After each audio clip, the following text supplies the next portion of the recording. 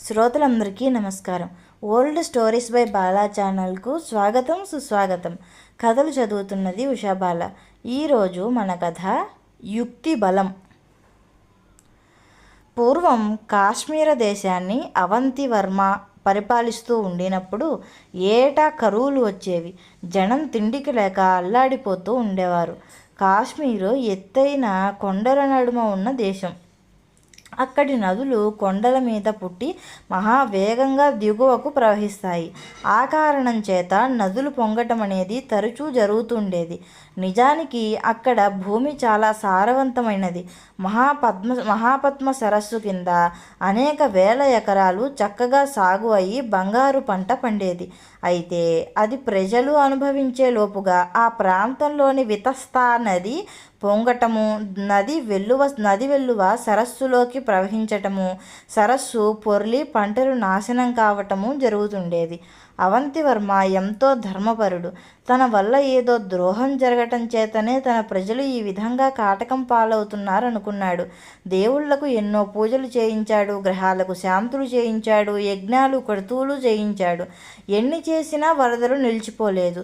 ఇలా కొంతకాలం జరగగా రాజు చెవిన ఒక వార్త పడింది. సుయ్య అనే వాడొకడు తాను వరదలు పోగొట్టగలనని కనపడ్డ వారందరినీ ఎదట ప్రగల్భాలు పలుకుతున్నట్ట.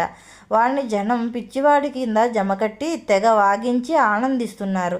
ఏటా వచ్చే కాటకాలను పోగొట్టడానికి ఏదైనా చేయటానికి సిద్ధంగా ఉన్నందువల్ల అవంతివర్మ సుయ్యాను తన వద్దకు పిలిపించాడు.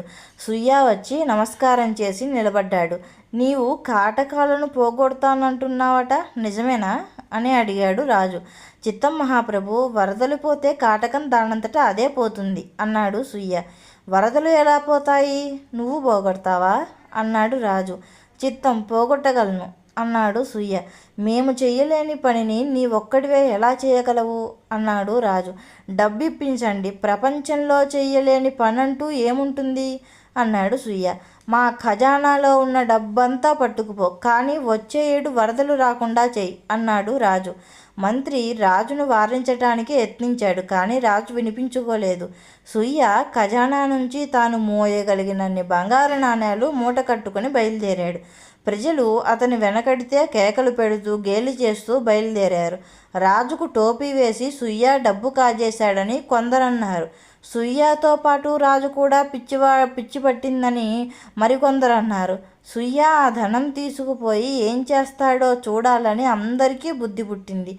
ఏటా వరదలు తెచ్చే వితస్తా నది కొంత దూరం వెళ్ళాక కొండల సందుగా కనుమలోకుండా ప్రవహిస్తుంది.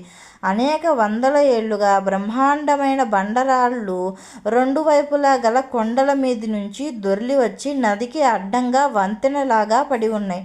వరదలు వచ్చినప్పుడు తప్ప మిగతా సమయాల్లో ప్రజలు ఇక్కడే నదిని దాటుతూ ఉంటారు కూడాను. ఈ రాళ్ల వంతెన మూలంగానే వరదలు రావటము, సరస్సు పొర్లటము, పంటలు నాశనం కావటము జరుగుతుండేది. సుయ్య డబ్బు మూట మోసుకొని ఈ ప్రాంతానికే చేరుకున్నాడు. వాడి వెనకనే అనేక వేల మంది మనుషులు కూడా వచ్చారు. సుయ్య నదికి అడ్డంగా ఉన్న రాళ్ల మీదకి పోయి మూటలోంచి బంగారు నాణేలు తీసి రాళ్ల మధ్య గుప్పిళ్లతో పడేస్తూ అవతలి ఒడ్డుకు పోసాగాడు. జనంలో హాహాకారాలు బయలుదేరాయి. సుయ్య నిజంగా పిచ్చివాడేనని రుజువైంది. లేకపోతే బంగారం ఆ విధంగా నదిలో పారేస్తాడా? వాణ్ణి ఆపటానికి కూడా ఎవరికీ శక్యం కాలేదు. జనంలో కొందరికి అకస్మాత్తుగా చైతన్యం కలిగింది. కొందరు గబగబా నీటిలోకి దిగి బంగారం కోసం వెతకసాగారు. మరికొందరు ముఠాలుగా చేరి పెద్ద పెద్ద బండరాళ్లను ఒడ్డుకు తోసి వాటి కింద ఉన్న బంగారు నాణేలు ఏరుకోసాగారు. కొద్ది కాలానికే ఈ వార్త చుట్టుపక్కల గ్రామాలకు పాకింది. లక్షలాది జనం వచ్చి అనేక వందల ఏళ్లుగా నదికి అడ్డంగా పడి ఉన్న రాళ్లను ఒడ్డుకు పట్టించసాగారు. వాళ్ళ ప్రయత్నాలను ప్రోత్సహించటానికి సుయ్య ఖజానా నుంచి ఇంకా బంగారు నాణేలు తెచ్చి కదిలించని రాళ్ల సందుల్లో పడేయసాగాడు. సాయంకాలం లోపుగా రాళ్ల వంతెన దాదాపు నిర్మూలమైపోయింది. కష్టపడి పనిచేసిన ప్రజలందరికీ బంగారు నాణేలు కూడా దొరికాయి. అది మొదలు కాశ్మీర ప్రజలు వరదలు కాటకాలు లేకుండా సుఖంగా జీవించసాగారు. సుయ్యా యుక్తికి అతడు దేశానికి చేసిన మేలుకు మెచ్చుకొని అవంతివర్మ అతనికి చాలా ధనమిచ్చి సత్కరించాడు. కథ కంచికి మనమింటికి. ఈ కథ కనుక మీకు నచ్చినట్లయితే నా ఛానల్ను లైక్ చేయండి, షేర్ చేయండి, సబ్స్క్రైబ్ చేసుకోండి. మళ్ళీ మరొక మంచి కథతో కలుద్దాం. అంతవరకు నమస్కారం.